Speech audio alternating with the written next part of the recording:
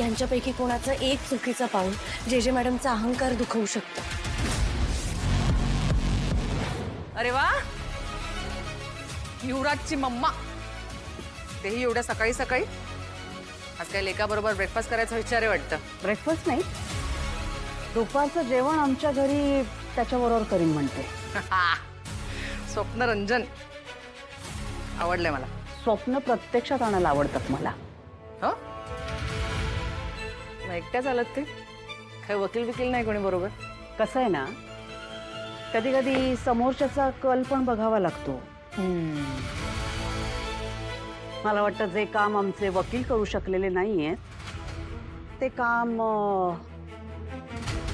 ही bag करेल. वा, काय बॅगेत घालून देणार आहात का मुलाला? आडेवेळे नको, आता स्पष्टच बोलले. बर,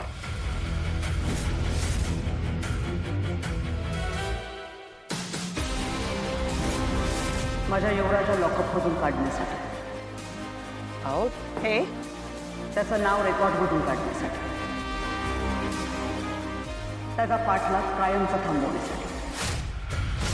माझी गरज तुम्हाला कळली आणि तुमची गरज मला. बाबा, कौशिकी ताई, पद्मिनी काकू, या सगळ्यांची इच्छा आहे की युवराज लवकरात लवकर सुटावा.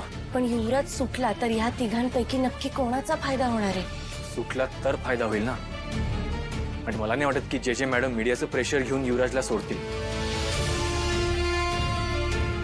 मॅडम, ओ मॅडम थांबा. का थांबू? काय काम आहे तुमचं आणि या सगळ्यांना का घेऊन आलाय तुम्ही? तुम्ही मला थांबवू शकत नाही. सगळे कॅमेरे सुद्धा तुम्ही बाहेर थांबवलेत, हे चुकीचं आहे. ऑफिसर जय जगदाळे यांना आम्हाला काही प्रश्न विचारायचे आहेत, प्लीज आम्हाला जाऊ द्या. हे बघा, तुम्ही त्यांना आता नाही भेटू शकत. का नाही भेटू शकत? ड्युटीवर आहेत ना त्या. जनतेला काही प्रश्न विचारायचे असतील तर त्या का उत्तर देणार नाहीयेत? आम्हाला आज जाऊ द्यायचं नसेल तर त्यांना बाहेर बोलवा, पण मला त्यांच्याशी बोलायचंय. हे बघा, त्या कामात आहेत, ते आता लगेच नाही भेटू शकत. प्लीज तुम्ही निघा. एक मिनिट, तुम्ही असं आम्हाला थांबवू शकत नाही. मला प्लीज एकदा त्यांच्याशी बोलू द्या. बघा, मीडियाच्या कोणत्याही प्रश्नांना उत्तर देणार नाही हे मॅडमने स्पष्ट सांगितलंय. आम्ही आमचं काम करतोय, आम्हाला कॉपरेट करा. प्लीज तुम्ही या.